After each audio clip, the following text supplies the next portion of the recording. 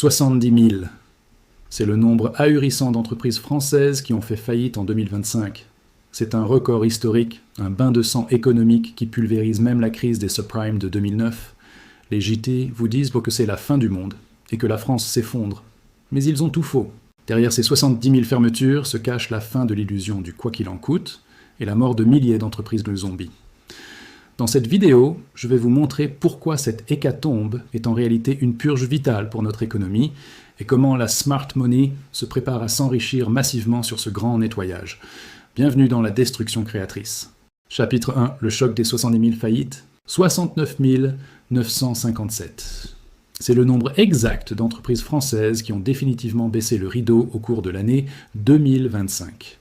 Ce chiffre, dévoilé par le cabinet Altares au début de l'année 2026, n'est pas une simple statistique économique que l'on peut ignorer. C'est un record historique absolu. Un séisme d'une magnitude inédite qui pulvérise le précédent pic enregistré lors de la violente crise des subprimes en 2009.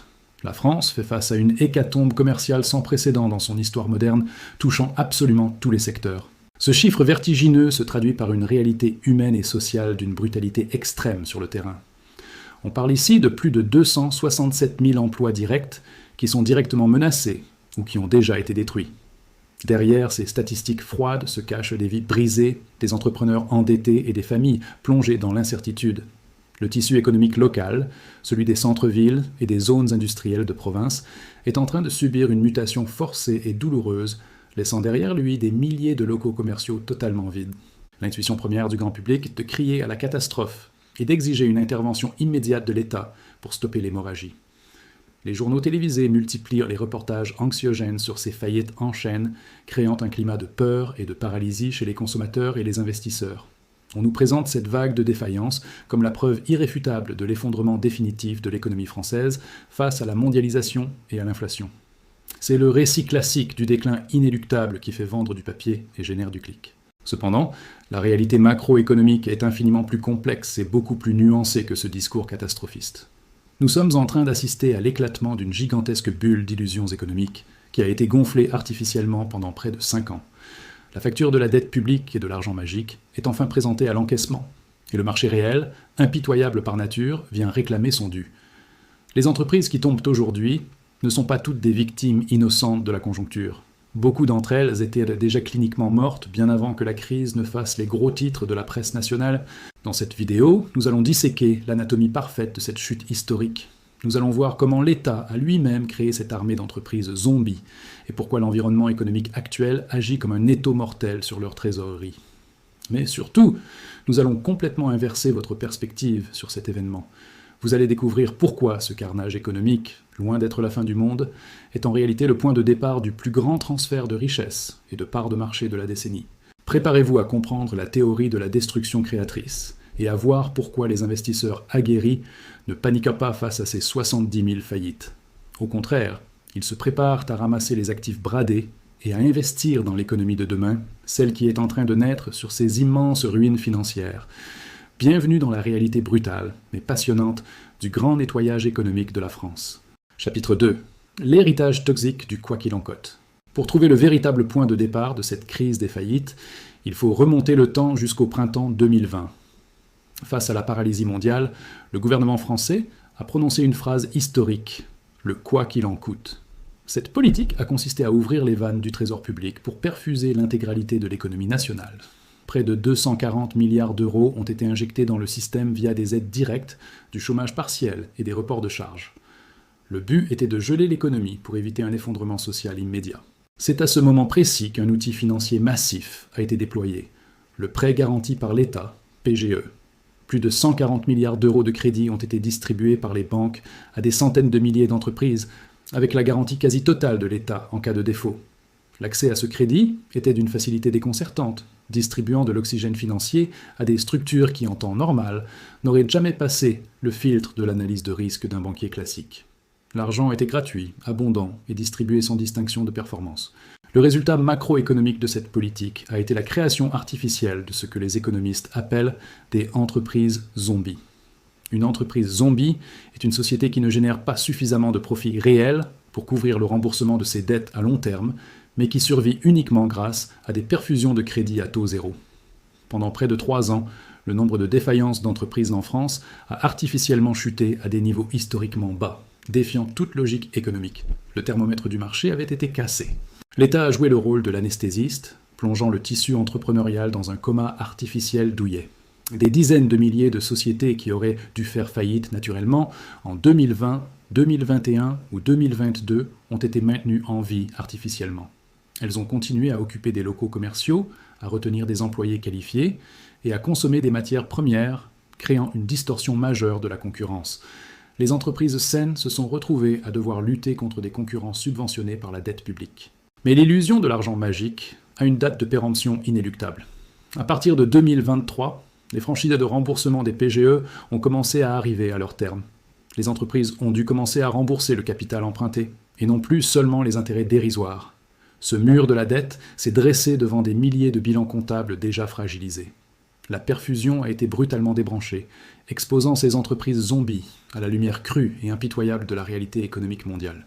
Ce que nous voyons aujourd'hui avec ces 70 000 défaillances, c'est l'effet rattrapage de ces années d'anesthésie. La courbe des faillites ne fait pas qu'augmenter, elle rattrape son retard historique.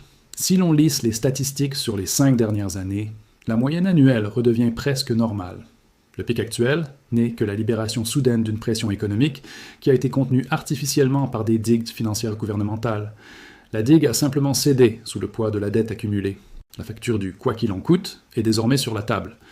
Les entreprises qui n'ont pas profité de cet argent gratuit pour transformer leur modèle économique, investir dans le digital ou améliorer leur productivité, se retrouvent nues face à la tempête. Elles n'ont plus de trésorerie, plus de marge de manœuvre bancaire et un endettement lourd qui paralyse toute tentative de rebond. C'est l'héritage toxique d'une politique qui a privilégié la survie à court terme au détriment de la compétitivité structurelle à long terme. Chapitre 3. L'effet ciseau, l'anatomie de la chute. Se réveiller avec un mur de dettes à rembourser est déjà un défi monumental. Mais la tragédie de 2025 est que ce mur a coïncidé avec le pire environnement macroéconomique possible. Les entreprises françaises se sont retrouvées piégées dans ce que la finance appelle un effet ciseau parfait. Imaginez un étau dont les 2 mâchoires se referment implacablement sur la trésorerie d'une société.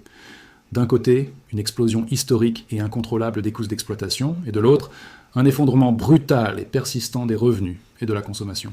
La première mâchoire de l'étau, c'est le choc inflationniste et énergétique. La facture d'électricité et de gaz des PME a bondi en moyenne de 45% en quelques années, désintégrant instantanément les marges des secteurs énergivores comme la boulangerie, l'industrie manufacturière ou la restauration. À cela s'ajoute l'inflation des matières premières, la hausse obligatoire des salaires pour suivre le coût de la vie et le coût du transport. Produire un bien ou délivrer un service en France n'a jamais coûté aussi cher qu'aujourd'hui. La deuxième mâchoire, c'est le resserrement violent de la politique monétaire par la Banque centrale européenne. Pour combattre cette même inflation, la BCE a remonté ses taux d'intérêt de manière fulgurante. Le crédit n'est plus gratuit.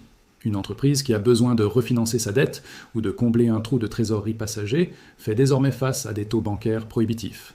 Les banques commerciales, anticipant le risque grandissant de faillite, ont fermé les robinets du crédit, créant une crise de liquidité mortelle pour les plus fragiles. Face à cette explosion des coûts, la logique voudrait que les entreprises augmentent massivement leur prix de vente. C'est ici que les taux se referment définitivement. Le consommateur français a dit stop. Écrasés eux-mêmes par l'inflation et l'incertitude économique, les ménages ont modifié leur comportement de manière drastique. Le taux d'épargne de précaution est resté à des niveaux records, tandis que la consommation des biens non essentiels s'est effondrée. Les volumes de vente chutent, empêchant les entreprises de répercuter leurs coûts sur le client final. Ce cocktail explosif a été fatal pour les secteurs les plus fragiles, notamment le prêt-à-porter de milieu de gamme.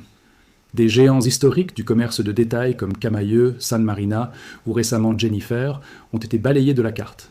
Leur modèle économique, basé sur de grandes surfaces physiques coûteuses et des collections standardisées, n'a pas survécu à la baisse du pouvoir d'achat et à la concurrence féroce de la fast fashion en ligne. C'est tout le paysage des centres commerciaux français qui est en train de se redessiner par le vide. Le secteur de la construction et de l'immobilier, pilier de l'économie locale, subit également une hécatombe sans précédent. Les taux d'intérêt élevés ont bloqué l'accès au crédit immobilier pour des millions de Français, provoquant un arrêt brutal des mises en chantier et des transactions. Des milliers d'agences immobilières, de courtiers, d'artisans et de promoteurs se sont retrouvés sans chiffre d'affaires du jour au lendemain, avec des charges fixes toujours aussi lourdes à payer. C'est un effondrement systémique de toute la chaîne de valeur du logement. Enfin, même les secteurs dopés par la pandémie sont frappés par le retour à la réalité. Les services de livraison rapide et de logistique du dernier kilomètre ont vu leur faillite bondir de plus de 220%. Les modèles d'affaires basés sur une croissance illimitée, financés par l'argent gratuit des investisseurs en capital risque, s'effondrent dès qu'il faut prouver une rentabilité réelle. L'anatomie de cette chute est claire. Le marché est redevenu impitoyable envers l'inefficacité, punissant sévèrement ceux qui n'ont pas de marge solide ni de trésorerie de précaution. Chapitre 4. Le grand ménage de Schumpeter. La théorie. Face à ce paysage de désolation apparente, comment les investisseurs professionnels, smart money, analysent-ils la situation ? Pour eux, ce n'est pas l'apocalypse, c'est l'application clinique d'une des théories économiques les plus puissantes du XXe siècle. La destruction créatrice, formulée par l'économiste autrichien Joseph Schumpeter. Selon cette vision, le capitalisme n'est pas un lac tranquille, mais un processus tumultueux de mutation industrielle constante qui détruit sans cesse les structures anciennes pour en créer de nouvelles, plus efficaces. La destruction créatrice postule que les faillites ne sont pas un défaut du système, mais sa fonction de nettoyage indispensable. Lorsqu'une entreprise inefficace, incapable de s'adapter ou d'innover, fait faillite, elle libère immédiatement des ressources précieuses qui étaient jusqu'alors bloquées. Des locaux commerciaux idéalement situés redeviennent disponibles sur le marché. Des salariés qualifiés, dont le talent était sous-utilisé dans une entreprise stagnante, se retrouvent sur le marché de l'emploi, prêts à rejoindre des projets plus dynamiques et ambitieux. C'est ici que l'existence des entreprises zombies, que nous avons évoquées plus tôt, devient un poison pour l'économie globale. Tant que l'État maintient en vie des sociétés non rentables par la subvention ou le crédit facile, il empêche cette réallocation vitale des ressources. Le capital et le travail restent prisonniers du passé. En laissant ces 70 000 entreprises mourir aujourd'hui, l'économie française est en réalité en train de se purger d'un poids mort immense, recréant un espace vital indispensable pour la croissance future.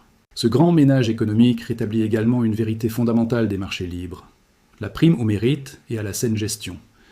Les entreprises qui survivent à cet étau mortel sont celles qui ont accumulé des réserves de trésorerie pendant les bonnes années, celles qui ont optimisé leur chaîne logistique, et celles qui ont digitalisé leurs processus pour baisser leurs coûts. La faillite des concurrents moins rigoureux leur offre sur un plateau d'argent des parts de marché inespérées, récompensant ainsi leur prudence et leur vision à long terme. L'histoire économique nous enseigne que les périodes de destruction massive sont toujours, paradoxalement, les périodes les plus fertiles pour l'innovation de rupture. C'est au creux de la crise des subprimes que sont nées des entreprises comme Uber ou Airbnb, capitalisant sur de nouveaux modèles de consommation plus agiles.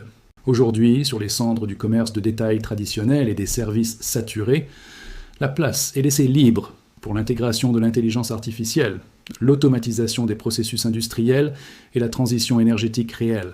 D'ailleurs, un chiffre essentiel vient contrebalancer le choc des 70 000 faillites. Malgré la crise, la France continue de créer près d'1 million de nouvelles entreprises chaque année. L'esprit d'entreprise n'est pas mort, il mue. La nature a horreur du vide, et l'économie encore plus. Là où un restaurant traditionnel lourdement endetté ferme ses portes, un concept de dark kitchen, agile et peu gourmand en capital, prend le relais. La destruction est visible, brutale et télévisée, mais la création est silencieuse, constante et beaucoup plus puissante à long terme. Pour le macroéconomiste, ce bain de sang entrepreneurial est donc un mal nécessaire, la fièvre salutaire qui annonce la guérison du corps social. La France est en train de réinitialiser son logiciel économique, effaçant les erreurs d'allocation de capital de la dernière décennie. C'est un retour à la réalité des prix, du risque et de la rentabilité. Une fois ce reset douloureux terminé, l'économie qui émergera de l'autre côté sera structurellement plus saine, plus compétitive, et enfin débarrassée du poids de la dette improductive. Chapitre 5. La chasse aux opportunités, la pratique. Maintenant que nous avons compris la mécanique théorique du nettoyage schumpeterien, comment le smart money passe-t-il à l'action sur le terrain en ce moment même ? La règle d'or de l'investissement financier, popularisée par le baron de Rothschild, stipule qu'il faut acheter quand le sang coule dans les rues. En 2026, le sang coule dans les bilans comptables des tribunaux de commerce de France. Pour les investisseurs qui ont du cash, ce n'est plus une crise. C'est l'ouverture de la plus grande braderie d'actifs de la décennie. La première grande opportunité réside dans les opérations de fusion et acquisition, M&A. Les entreprises solides, celles que nous appelons les survivants, ont aujourd'hui un pouvoir de négociation historique. Leurs concurrents directs sont soit en redressement judiciaire, soit désespérément à la recherche de liquidités pour éviter la faillite. C'est le moment idéal pour racheter un portefeuille client, des brevets technologiques ou des équipements industriels pour une fraction de leur valeur réelle, consolidant ainsi des positions de monopole local ou national. L'immobilier commercial, BTOB, subit également une correction violente, offrant des points d'entrée uniques. Avec la disparition de dizaines de milliers de commerces et l'abandon des bureaux obsolètes, les propriétaires fonciers sont sous pression. C'est la période idéale pour les entrepreneurs ambitieux pour renégocier des baux commerciaux à la baisse ou pour les fonds d'investissement immobilier, SCPI, opportunistes de racheter des murs commerciaux de premier ordre à des taux de rendement, yields, revalorisés et nettement plus attractifs qu'il y a 5 ans. Le marché de l'emploi connaît aussi un basculement de pouvoir extrêmement favorable aux employeurs solides. Après des années de pénurie de talents, où les candidats dictèrent leurs conditions, l'afflux de centaines de milliers de professionnels expérimentés sur le marché permet aux entreprises en croissance de recruter massivement et à des conditions salariales plus rationnelles. L'acquisition de matières grises qualifiées, libérées des entreprises en faillite, devient un levier d'accélération majeur pour les start-up et les PME industrielles innovantes. Il existe également une opportunité colossale dans le repreneuriat, la reprise d'entreprise. Des milliers d'entreprises fondamentalement viables, mais écrasées par une mauvaise structure de dette héritée du Covid, se retrouvent au tribunal de commerce. Un repreneur intelligent peut présenter un plan de cession, racheter les actifs productifs tout en effaçant la dette historique, le passif, et relancer l'activité sur des bases saines dès le lendemain matin. C'est le nettoyage de bilan par excellence, légal et extrêmement lucratif, si l'analyse de risque est la bonne. Enfin, les modèles économiques PTOB qui proposent des solutions d'optimisation de coûts sont les grands vainqueurs de ce cycle. Dans un environnement où chaque euro compte, toute société qui propose d'automatiser une tâche via l'IA, de réduire la facture énergétique d'une usine ou d'optimiser la gestion des stocks, trouve une écoute immédiate auprès des directions générales. La peur de la faillite est le meilleur argument de vente pour l'innovation. Les entreprises n'achètent plus pour croître, elles achètent de l'efficience pure pour survivre. Ce chaos économique est donc un filtre sélectif impitoyable. Les fortunes de la prochaine décennie ne se construiront pas sur l'argent gratuit des banques centrales, mais sur la capacité à exploiter la détresse financière actuelle pour bâtir des empires agiles. La smart money n'attend pas le retour de la croissance pour investir. Elle investit précisément au moment du désespoir maximum, là où les prix des actifs sont décotés et la concurrence affaiblie. Le transfert de richesse a déjà commencé. Chapitre 6. La résilience du nouveau cycle. Conclusion. Nous avons analysé la brutalité des chiffres, décortiqué les causes monétaires profondes et exploré les opportunités cyniques mais réelles créées par ce séisme économique. Il est temps de tirer une conclusion macroéconomique claire sur l'état de la France en 2026. Le chiffre effrayant de 70 000 faillites n'est pas le chant du cygne de l'économie française. C'est au contraire la preuve douloureuse que l'économie réelle a repris ses droits sur la fiction politique. Le marché dicte de nouveau sa loi des reins. Ce retour à la normalité capitaliste demande un changement de psychologie radical de la part des entrepreneurs et des investisseurs. L'ère de la complaisance, où un business plan médiocre pouvait être financé par une dette subventionnée, est définitivement morte et enterrée. Le nouveau cycle qui s'ouvre exige une excellence opérationnelle absolue, une gestion de trésorerie paranoïaque et une proposition de valeur impossible à remplacer pour le client final. C'est le retour triomphant de la gestion d'entreprise à l'ancienne, basée sur la marge nette et le cash flow libre. Les entreprises françaises qui réussiront à traverser cette tempête parfaite de 2025 et 2026 seront parmi les plus résilientes d'Europe. Elles auront survécu à une pandémie mondiale, à une crise énergétique massive, à un choc d'inflation brutal et à une explosion des taux d'intérêt, le tout en un peu plus de 5 ans.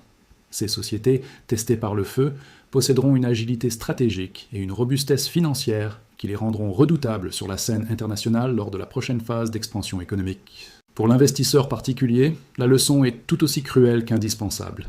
La sélection des actifs est redevenue le seul moteur de la performance. Vous ne pouvez plus acheter un indice boursier ou une part de fonds immobiliers les yeux fermés en espérant que la marée monétaire soulèvera tous les bateaux de la même façon. Vous devez analyser les bilans, traquer le niveau d'endettement et fuir comme la peste les entreprises qui n'ont pas de pricing power, la capacité d'imposer leurs prix. La qualité du bilan financier est redevenue le roi absolu. En définitive, nous assistons à l'effondrement des excès du passé. Ne cédez pas à la panique ambiante véhiculée par les titres de presse sensationnalistes. Voyez cette destruction pour ce qu'elle est, un phénomène naturel d'assainissement, brutal comme un feu de forêt, mais nécessaire pour régénérer la terre et permettre aux jeunes pousses de grandir sans être étouffées par le bois mort. La France ne s'effondre pas, elle mue, en laissant sur le bord du chemin les modèles économiques inadaptés au XXIe siècle. Le futur de l'économie française se construit en ce moment même, dans les dossiers de reprise à la barre des tribunaux, dans les levées de fonds pour des start-up d'intelligence artificielle frugales, et dans la réindustrialisation stratégique des territoires. C'est dans l'obscurité de cette crise des faillites que s'écrivent les plus belles réussites financières de demain.